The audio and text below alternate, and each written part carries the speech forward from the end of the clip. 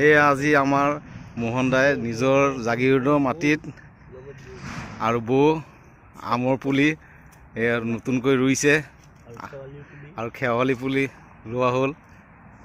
আজি হ'ল 23 তাৰিখ, আজি 23 নৱেম্বৰ 2025।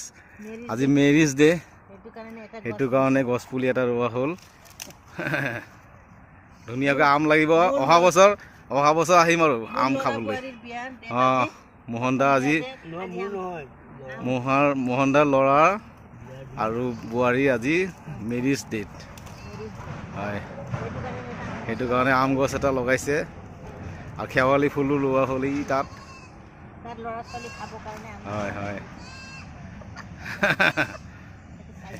এইয়া মাটিটো দেখাই দিওঁ এবাৰ। এইয়া মাটিটো এবাৰ দি দিছোঁ। এই আৰু গছৰ পুলি লৈ আহি আছে, পানী লৈ আহিছে। পানী দিয়া হ'ব এতিয়া ইয়াত। দিয়ক, পানী অলপ দি দিয়ক কিনাই কিনাই,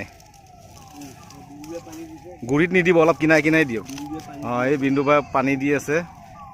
পানীয়ে মেইন। দিয়ক কিনাই কিনাই। অঁ, অলপ দি দিয়ক, হৈ যাব। এবছৰত ধুনীয়া হ'ব।